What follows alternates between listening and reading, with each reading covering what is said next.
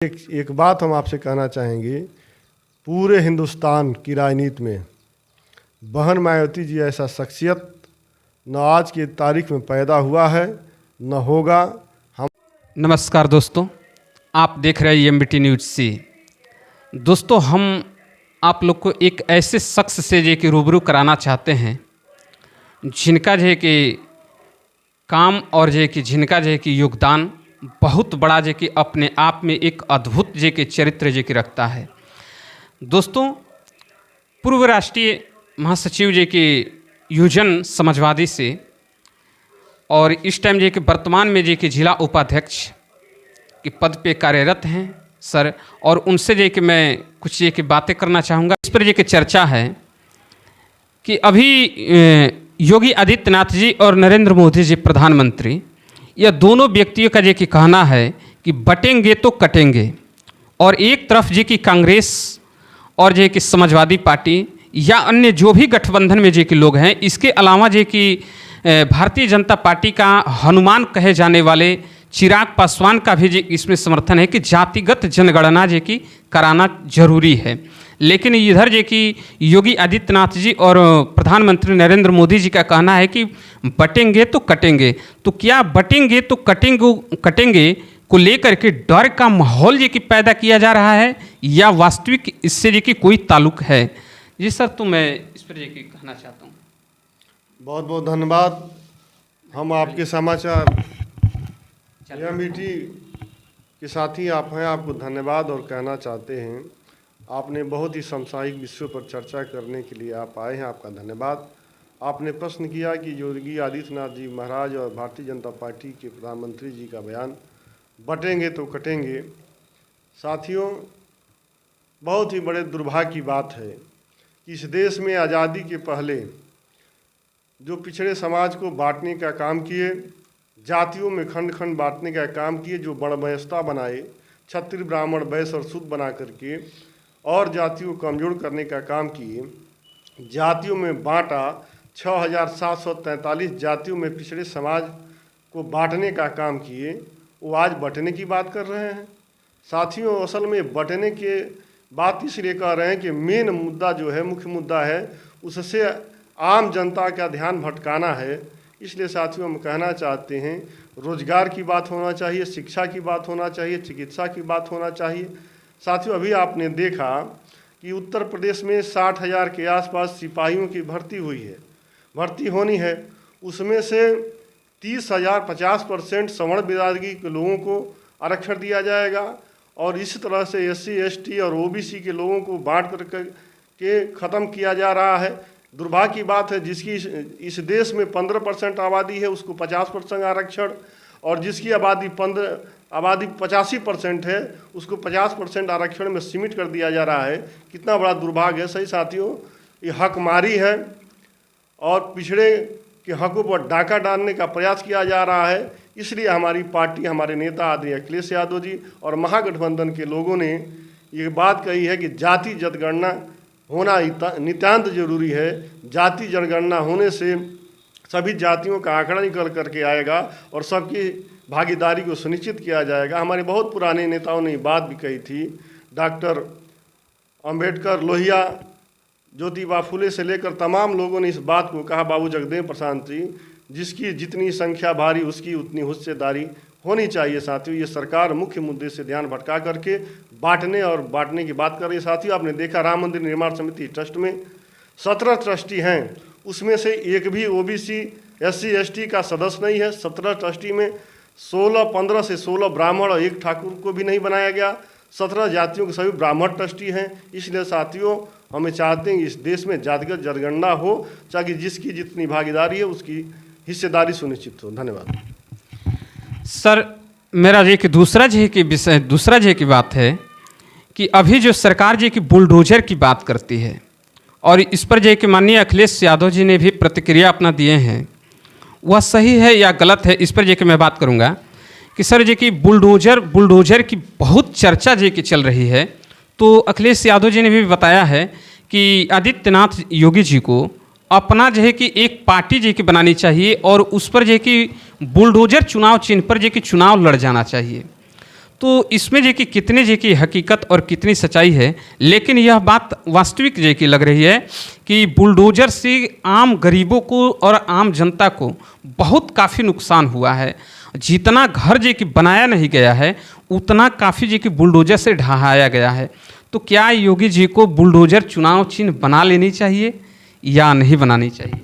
योगी आदित्यनाथ जी महाराज और भारतीय जनता पार्टी के लोग आदरणीय अखिलेश यादव जी के लोकप्रियता से घबराए हुए हैं और बौखलाहट में हैं। योगी आदित्यनाथ जी महाराज को कुर्सी जाने का भय है। ये रोज़ दिल्ली भाग कर जाते हैं और दिल्ली से आते हैं। ये अपनी कुर्सी नहीं बचा पा रहे हैं। इनके तमाम कुर्सी के दावेदार हैं। केशव मौर्य रोज़ इनको अपमानित करते हैं, आते हैं जाते हैं। साथियों, हम कहना चाहते हैं कि योगी जी हताश और निराश हैं। कुर्सी बचाने के और बनाए रखने में व्यस्त हैं। इनकी नाकामी है, अपने नाकामी को छुपाने के लिए बुलडोज़र की बात करते हैं। साथियों, हमारे नेता आदरणीय अखिलेश यादव ने यह कह दिया है कि प्रदेश के सारे बुलडोज़र गोरखपुर की तरफ रवाना कर दिए जाएंगे। 2027 में जैसे ही समाजवादी पार्टी की सरकार बनेगी, गोरखपुर की तरफ सारे बुलडोज़र कर दिए जाएंगे, तब इनको समझ में आएगा। समाजवादी पार्टी जो कहती है वो करती है। नेताजी मुलायम सिंह यादव के बाद से आदरणीय अखिलेश यादव जी ने भी जो कहा है उसको किया है।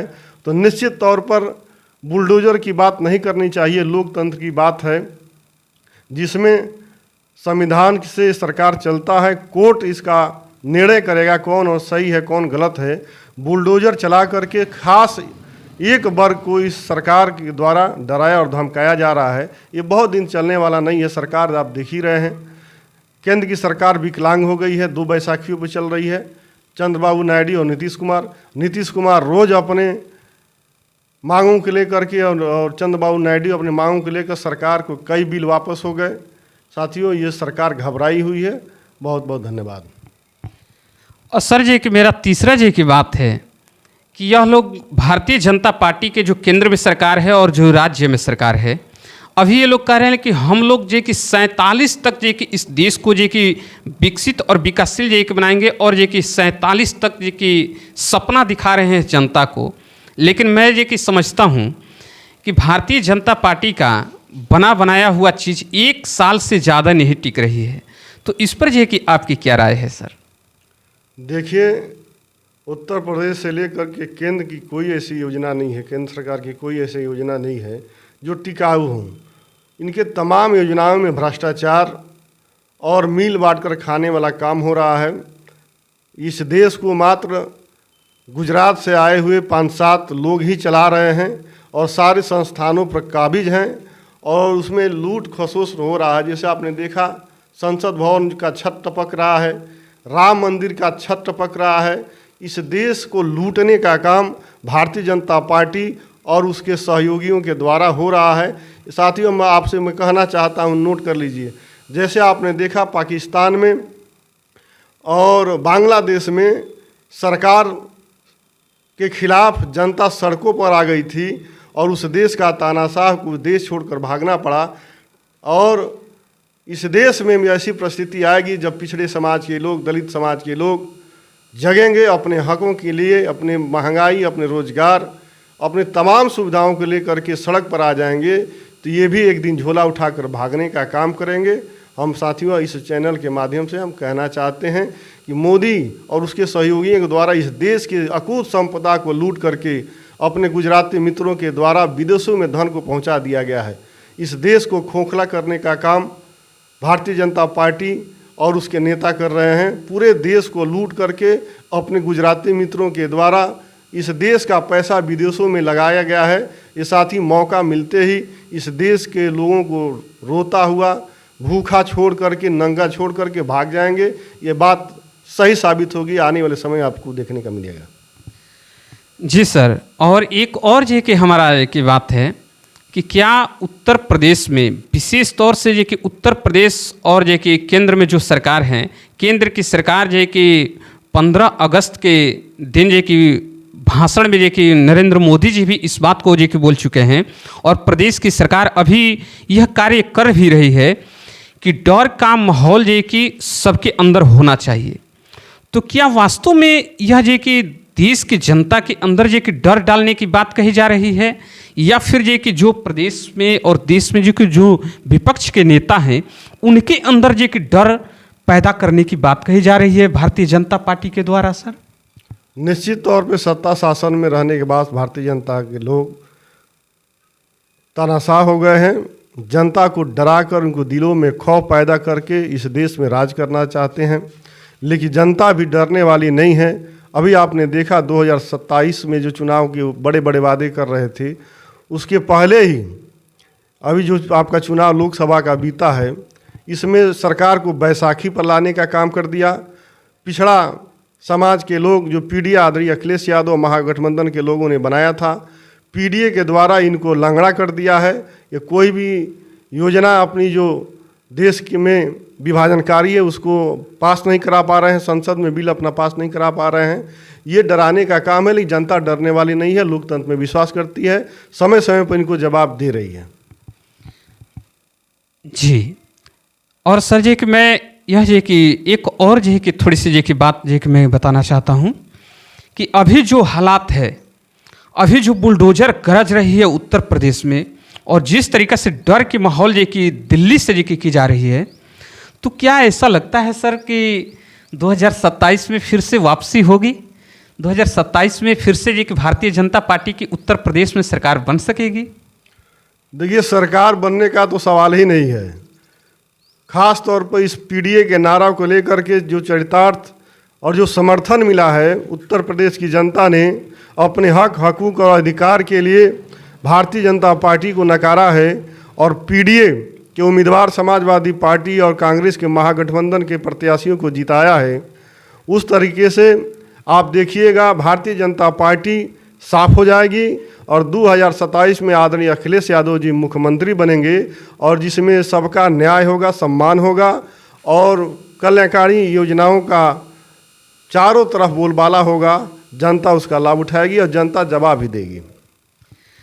जी सर, और जो है कि मैं इस बात को भी समझता हूँ कि क्या अभी जो चुनाव बीता है और जो चुनाव जो कि होने वाला है, अभी उत्तर प्रदेश में जो कि नवंबर दिसंबर के आसपास में जो कि 10 सीटों पर जो कि उपचुनाव जो कि होने वाला है, तो क्या ऐसा लगता है कि जो अभी चुनाव बीता है और जो चुनाव आने वाला है उसमें सरकार और चुनाव आयोग दोनों की मिली भगत है, जिसके तहत जो कि 4 राज्यों में चुनाव होना है अभी, महाराष्ट्र, हरियाणा, जम्मू कश्मीर और झारखंड, लेकिन क्यों जो है कि 2 ही राज्यों में चुनाव का अनाउंसमेंट किया गया है? तो क्या इससे लगता है सर कि चुनाव आयोग और जो कि यह इस टाइम की सरकार दोनों की मिली भगत है? इसमें क्या संदेह लग रहा है आपको सर? भारतीय जनता पार्टी और उसकी सरकार घबराई हुई है, इसलिए चारों राज्यों में एक साथ चुनाव नहीं कराना चाहती। वो केवल अपना टेस्ट करना चाहती है कि हमारी लोकप्रियता है कि नहीं है। इसमें चुनाव आयोग की संलिप्तता को नकारा नहीं जा सकता है, लेकिन जनता माकूल जवाब देने के लिए तैयार बैठी है। इनका सुपड़ा साफ होगा और महागठबंधन के जो भी उम्मीदवार होंगे, जो भी स्टेटों में चुनाव होने जा रहा है, भारी बहुमत से चुनाव जीतने जा रहे हैं। और रही बात उपचुनाव की, तो आपने देखा पीडीए के उम्मीदवार लगातार जीत रहे हैं और भारतीय जनता पार्टी को आईना दिखाने का काम भी कर रहे हैं कि जनता आपके खिलाफ है, लेकिन भारतीय जनता पार्टी समझने का काम नहीं कर रही है। जनता उत्तर प्रदेश में 10 सीटों पर जो उपचुनाव होने जा रहे हैं, भारी बहुमत से 10 के 10 सीटों को जिताने जा रही है। जी सर, और एक और महत्वपूर्ण जे की विषय है सर कि अभी SC ST जे की रिजर्वेशन में जो क्रीमी लेयर सेट करने की जो की बात कही गई थी सुप्रीम कोर्ट के द्वारा, ऐसे लोगों को लगा और ऐसे हमें भी लगा कि केंद्र की सरकार जिस काम को सीधी तरीक़ा से नहीं कर पा रही है, संविधान बदलना हो या जो है कि कोई भी बातें जो कि करना हो, वो सीधे तरीक़ा से नहीं कर पा रही है, तो या अपने छोटे बड़े जो कि पदाधिकारी के द्वारा या फिर जो कि कोई महत्वपूर्ण विषय है तो उसे सुप्रीम कोर्ट के द्वारा जनता के ऊपर थोपने का जो कि काम कर रही है सर। इस देश का दुर्भाग्य है कि जज का लड़का जज बनता है। कोलेजियम सिस्टम के माध्यम से जज चुने जाते हैं। चूँकि हम सुप्रीम कोर्ट के फैसले के ऊपर बहुत कुछ नहीं कहना चाहते हैं, लेकिन सरकार पर हम जरूर कहना चाहते हैं कि ये लोग बांटने की काम करते हैं। अंग्रेज़ों के ज़माने से अंग्रेज़ों के नीति पर चलने वाले लोग हैं। समाज को बांट करके डिवाइड एंड रूल की पॉलिसी है और राज करना चाहते हैं। आप देखें कि पहले जातियों में बांटे, उसके बाद से अब वर्गों में बांटने का काम कर रहे हैं। साथियों, SC ST या OBC का आरक्षण हम आपसे बता देना चाहते हैं, ये कोई साधन नहीं है पैसा कमाने का, ये बराबरी पर लाने का एक अवसर है जो बाबा साहब भीमराव अम्बेडकर ने संविधान में जातियों के आधार पर जो व्यवस्था बनाई है, जो उनके साथ जातियों के आधार पर भेदभाव होता था, उस भेदभाव पर समाज में समानता और अवसर ये प्रदान किया है कि बराबरी पाने के लिए। इसलिए साथियों, जो दलित पिछड़े के लड़के पढ़ने लगे और एक पीढ़ी उनको आरक्षण का लाभ मिल गया, तब इससे बौराए हुए हैं, बौखलाए हुए हैं। साजिश के तहत ये आरक्षण को समाप्त करने की सुनियोजित तरीके से ये SC ST वर्ग में क्रिमिलेयर लाने का काम कर रहे हैं, जिसका विरोध हमारे राष्ट्रीय अध्यक्ष आदरणीय अखिलेश यादव जी ने किया है और क्रिमिलेयर का वर्गीकरण का विरोध किया है। हम उस दिन 21 तारीख को जो इस देश के SC ST वर्ग ने आंदोलन किया था, हम सभी लोग उस धरने में, भारत बंद में सहयोगी थे और हमारी पार्टी भी इसका समर्थन करती है कि SC ST रिजर्वेशन में क्रिमिलेयर नहीं होना चाहिए। पहली से जो व्यवस्था चली आ रही है वो होना चाहिए।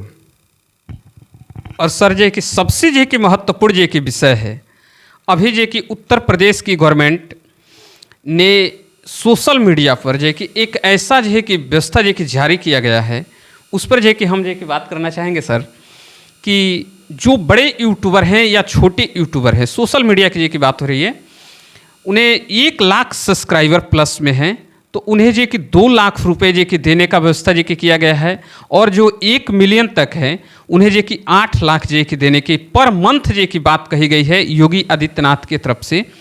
और मैं इस बात को समझना चाहता हूँ कि क्या यह जो पैसा जे कि देने की बात कही गई है, तो फिर जे कि मीडिया, सोशल मीडिया को हाईजेक करने का प्रयास किया जा रहा है या खरीदने का प्रयास किया जा रहा है, जिसकी वजह से तमाम जे कि यूट्यूबर जे कि बहुत मुश्किल हालात से गुजर रहे हैं। क्योंकि लगातार जे कि इस पर जे कि जब से अनाउंसमेंट हुआ है तब से तमाम जे कि यूट्यूबर को चैनल जे कि हैक हो रही है, क्योंकि सभी लोग को लगा है कि मुझे पैसा जे कि कमाना चाहिए। तो इस तरीक़े से इसमें जे कि आया है और उसमें करना क्या है कि योगी और मोदी जी का गुणगान करेंगे तो आपको पैसा मिलेगा, अन्यथा आप अगर जे कि अल्टर जे की बात करते हैं तो आपको जेल भी जाने की नौबत जे की आएगी। ऐसे जे की व्यवस्था अगर लाए हैं तो क्या यह सही है या गलत है सर? देखिए, पत्रकार मीडिया लोकतंत्र का चौथा स्तंभ होता है, इसको स्वतंत्र रहने दिया जाना चाहिए हमारी समझ से। और बेबाक जो समाचार है लोगों तक पहुंचना चाहिए। लेकिन योगी आदित्यनाथ और भारतीय जनता पार्टी की इस देश की हुकूमत ने योगी आदित्यनाथ से लेकर के मोदी जी तक नहीं चाहते हैं कि सही बात जनता तक पहुंचे।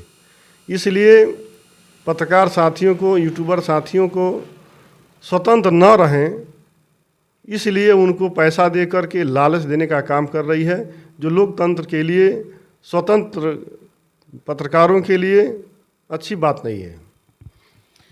और सर जी कि मैं मानता हूं कि अभी जो बिहार में जिस तरीक़ा से चिराग पासवान के ऊपर जे कि आरोप जे कि लगाया गया कि यह जे कि गलत नीति में जे कि जा रहे हैं, और उनकी भारतीय जनता पार्टी के ही गठबंधन के लोग चिराग पासवान के साथी ने जो सुप्रीम कोर्ट का दरवाज़ा तक खटखटा दिया कि चिराग पासवान जी का जे कि संसदीय का जो सदस्यता है उसको रद्द कर दिया जाए, तो क्या यह भारतीय जनता पार्टी के साथ जो भी लोग जुड़ते हैं, इसमें जो कि एक आकलन लगाया जाता है कि भारतीय जनता पार्टी उसकी टीम को, उस पार्टी को तोड़ देती है, तो क्या यह चिराग पासवान के साथ भी ऐसा कोई खेल हो भी तो नहीं रहा है सर? देखिए, भारतीय जनता पार्टी वो बरगद का पेड़ है जो अपने ही सहयोगियों को समाप्त करने का काम करती है। उस पेड़ के नीचे कोई छोटा पेड़ पनप नहीं पाता है। ये क्यों चिराग पासवान की एलजेपी पार्टी की ही बात है। आप देखिए, छोटे छोटी जो भी पार्टियां हैं, आरएलडी पार्टी है जिसके नेता जयंत सिंह जी हैं, और तमाम हमारे जो छोटे सहयोगी दल हैं भारतीय जनता पार्टी के, उनको ये समाप्त कर देगी। शिवसेना जो महाराष्ट्र में है, जो उनके सहयोगी पार्टी है, उनके सांसदों को तोड़ देगी। जितने छोटे छोटे दल हैं उनको समाप्त करने का काम कुचक्र हो रहा है। जैसे चिराग पासवान जी के पास 5 सांसद है, एक स्वयं वो हैं, एक उनके रिश्तेदार, उनके बहनोई हैं। 3 सांसद तो पहले ही उनके साथ बैठ करके गहबलियाँ कर रहे हैं। नीतीश कुमार जी के सांसद देखिए, नीतीश कुमार जी को भी तोड़ने का काम, उनके पार्टी को तोड़ने का काम किया जा रहा है। ये सरकार लंगड़ी सरकार, केंद्र सरकार की बौखलाई हुई है। इस बात को इस देश के नेता जो सेकुलर लोग हैं समझते हैं, लेकिन मजबूरी है सरकार में रहना, तो उस मजबूरी को भी समाप्त करके सरकार चलने वाली नहीं है। जैसे ही सरकार छोटे छोटे पार्टियों को तोड़ने का काम करेगी, सरकार तुरंत गिर जाएगी। हम विश्वास करते हैं कि लोकतंत्र कायम रहेगा और जो छोटे छोटे दल उसके साथ जुड़े हैं जनहित को मुद्दे को लेकर के आवाज़ उठाते रहेंगे। हम यही कहना चाहते हैं।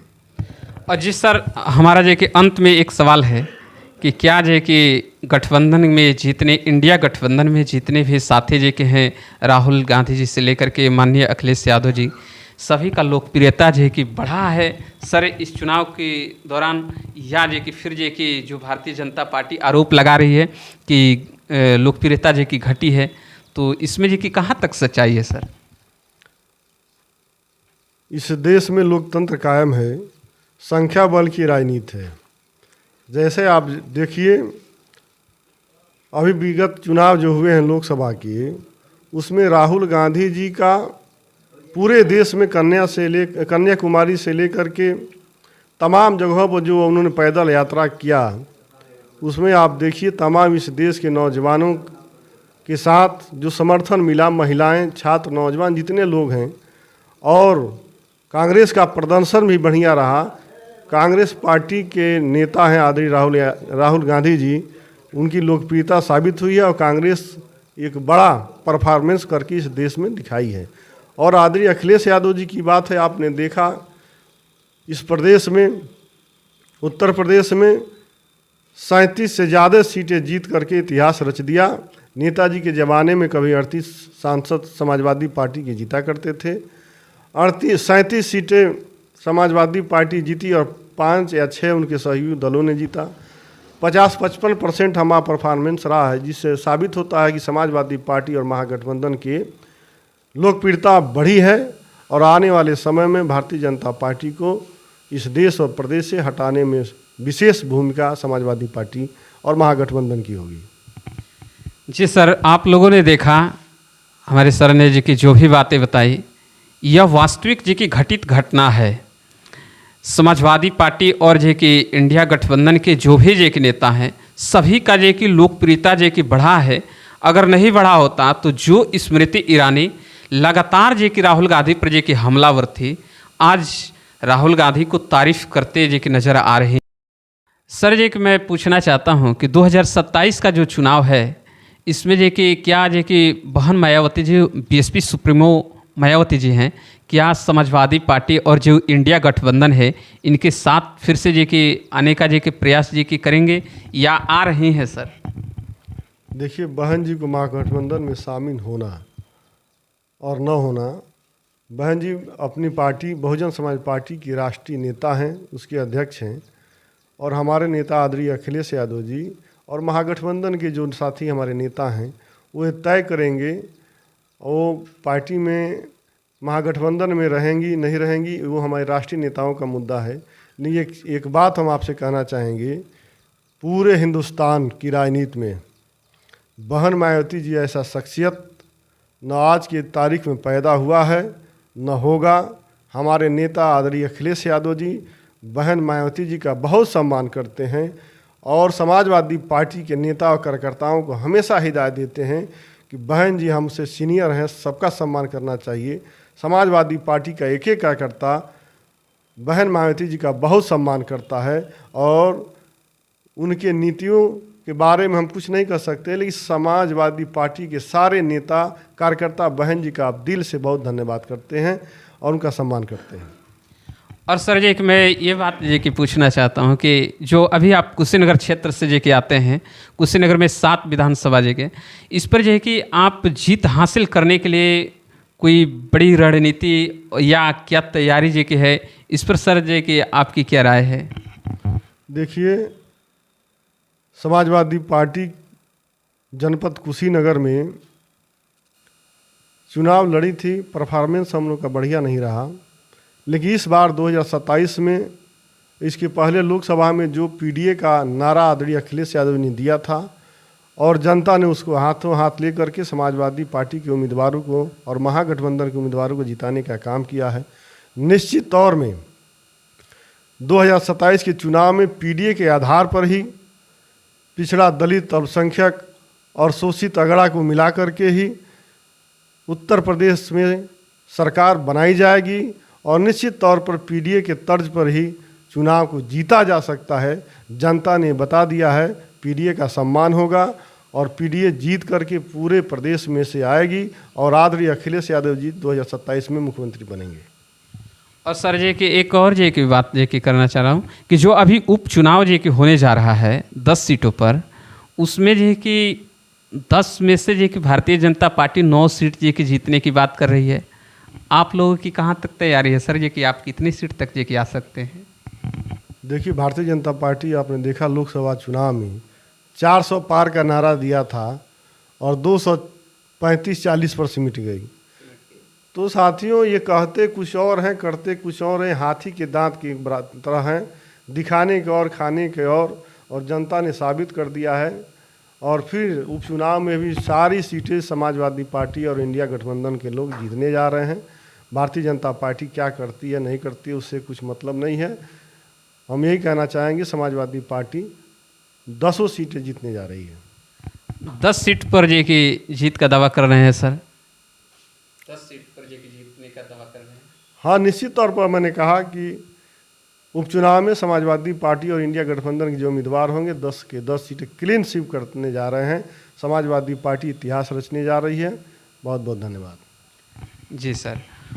और यह हमारे चैनल के माध्यम से जो असर अभी जी के बताए हैं कि 235 से 240 पे, तो हमारा जिस टाइम जी कि चुनाव का गणना था उससे एक दिन पहले ये जी कि हमारा जी कि एक वीडियो जी कि आया था, उसमें जी कि हमने बताया था सर कि भारतीय जनता पार्टी 235 से 240 के बीच में रहेगी। अगर जो है कि 40 क्रॉस कर गई तो 50 के बीच में रहेगी, और वही जो कि हकीकत हुआ सर।